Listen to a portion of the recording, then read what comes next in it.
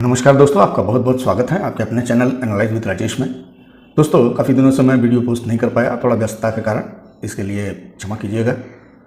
आज मैं crypto, intraday और स्कैल्पिंग के बारे में चर्चा करूंगा। क्रिप्टो में इंट्राडे स्कैल्पिंग स्टॉक मार्केट की अपेक्षा ज़्यादा डिफिकल्ट होती है क्योंकि इसमें आईवी काफ़ी ज़्यादा होती है। वॉलेटिलिटी ज़्यादा होने की वजह से कैंडलों में विक्स काफ़ी बड़े बड़े बनते हैं, रिजेक्शंस ज़्यादा होते हैं, जिससे कि ट्रेडर्स को काफ़ी परेशानी होती है। इसके अलावा कैंडलें स्पाइक देती हैं। अब वो स्पाइक्स फेक आउट होगा या रियल ब्रेकआउट होगा, ये आइडेंटिफाई कर पाना भी बड़ा मुश्किल होता है। तो आज की इस वीडियो में हम लोग यही समझने की चेष्टा करेंगे कि कौन सा मूवमेंट रियल ब्रेकआउट में कन्वर्ट होगा और कौन सा मूवमेंट फेक आउट होगा।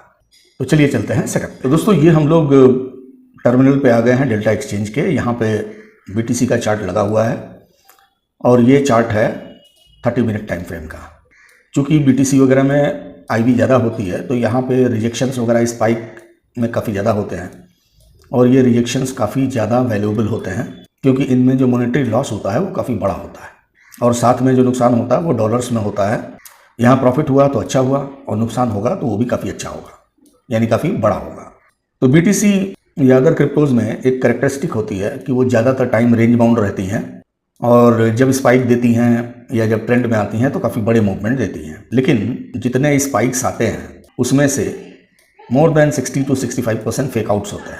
तो देखिए, जब भी कोई ब्रेकआउट होता है, breakout must be supported by volume. अगर वॉल्यूम का सपोर्ट नहीं रहा तो वो ब्रेकआउट प्रोबेबल है कि फेक आउट होगा। तो अगर किसी भी ब्रेकआउट में वॉल्यूम का समर्थन नहीं है तो ब्रेकआउट फेक आउट होगा, इसकी संभावना काफ़ी ज़्यादा रहती है। तो यहाँ पे हमने दो इंडिकेटर्स लगाए हुए हैं, एक वॉल्यूम ऑसिलेटर और RSI।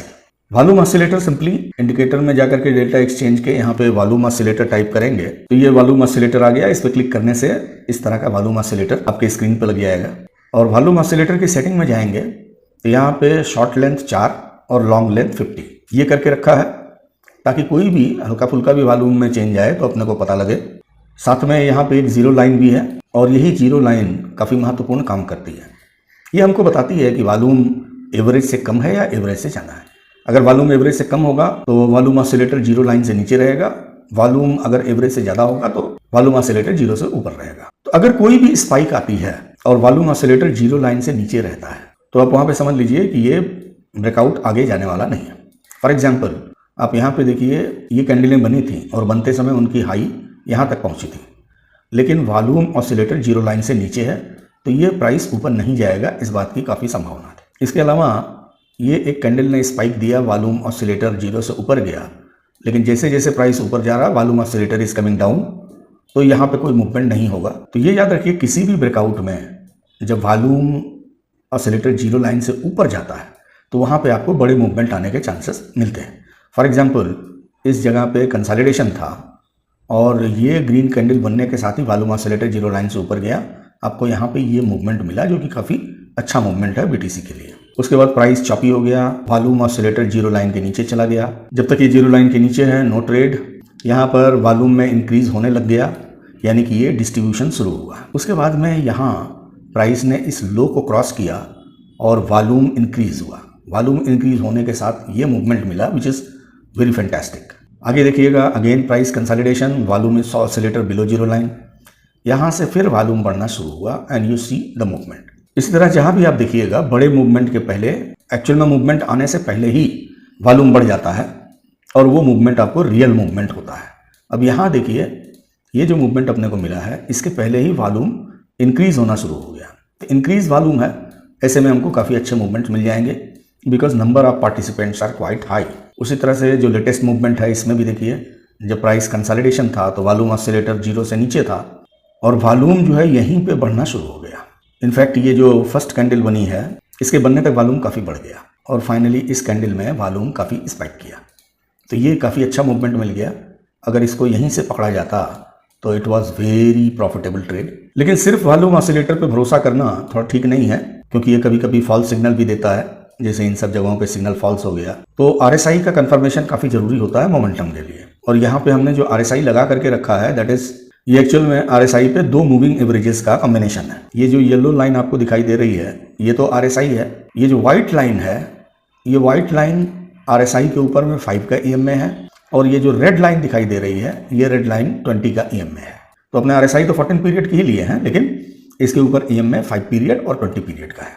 अब इसमें सिंपल से रूल ये है कि RSI की मिड लाइन 50 की है, इसका हाई 55 का है, इसका लो 45 का है। एक बुलिश मूवमेंट के लिए RSI का 55 से ऊपर जाना इज़ नॉट मच इम्पॉर्टेंट, लेकिन इसके 5 के मूविंग एवरेज का 55 से ऊपर जाना ये ज़्यादा इंपॉर्टेंट है, क्योंकि ये ज़्यादा स्ट्रॉन्ग कन्फर्मेशन देता है। हम लोग ज़्यादा तवज्जो देंगे 5 के मूविंग एवरेज और RSI पे।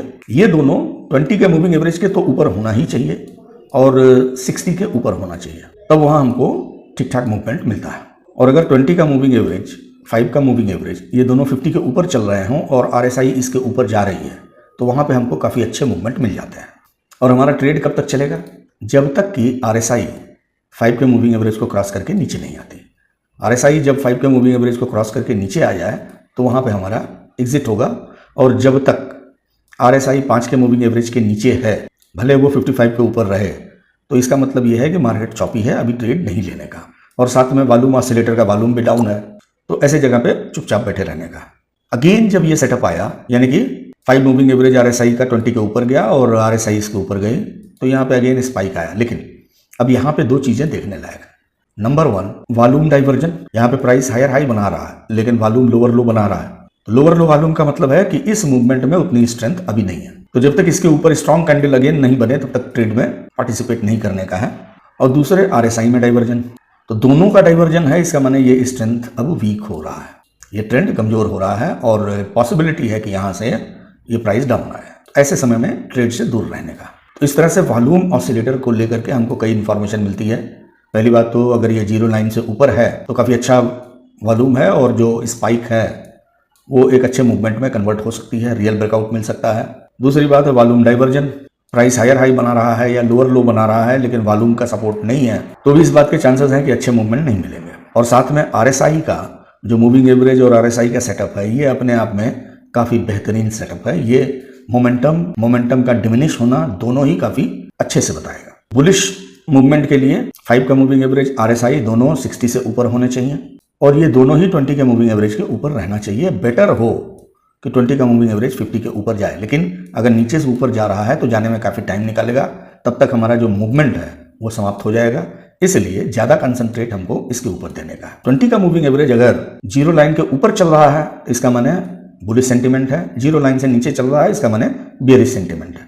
अब अगर 20 का मूविंग एवरेज 0 से नीचे चल रहा है और 5 का EMA RSI इसको क्रॉस करके 45 से नीचे जाते हैं, तो वहाँ हमको स्ट्रॉन्ग बेरिश मूवमेंट मिलता है एंड वाइस वर्सा, और उसके साथ में वॉल्यूम का सपोर्ट भी। इन दोनों सेटअप्स को देख करके अगर आप ट्रेड लेते हैं तो ट्रेड एक्यूरेसी काफ़ी अच्छी आएगी और अच्छे मूवमेंट मिलने की संभावना रहेगी। बस BTC में दिक्कत यह है, इस तरह के सेटअप आने में टाइम लगता है, क्योंकि मार्केट ज़्यादातर रेंज बाउंड रहती है, तो ये हमेशा मूवमेंट नहीं देती है। और दूसरी बात है कि टाइम फ्रेम BTC के लिए मैं 30 मिनट से नीचे का रिकमेंड नहीं करता हूँ, क्योंकि उससे नीचे काफ़ी स्पाइक्स आती हैं, काफ़ी विपशाउज रहते हैं। ज़्यादा से ज़्यादा आप 15 मिनट तक जा सकते हैं, उससे नीचे जाने की कोशिश मत करिए, क्योंकि वहाँ पे प्रॉफिट के बजाय लॉसेस ज़्यादा होते हैं, शार्प मूवमेंट्स एंड रिजेक्शंस ज़्यादा आते हैं, तो आपके SL कटने की संभावनाएं ज़्यादा होती हैं। तो दोस्तों, उम्मीद है कि आपको ये सेटअप अच्छा लगा होगा। इसको ट्राई करिए, पेपर ट्रेड करिए, अच्छा लगे तो मार्केट में इसके साथ में ट्रेड कर सकते हैं। अब BTC या किसी भी क्रिप्टो में आप 24 आवर बैठे नहीं रह सकते हैं, क्योंकि ये 24 आवर चलने वाले एसेट्स हैं। तो इसके लिए ऑटोमेशन काफ़ी ज़रूरी है और आप लोगों के लिए काफ़ी मुनासिब प्राइसेस पे मैं ऑटोमेशन के कोर्स लॉन्च कर रहा हूँ, जिसमें कि Python basics, API integration, automation, ये सारी चीज़ें आपको काफ़ी अच्छे से बताई जाएंगी।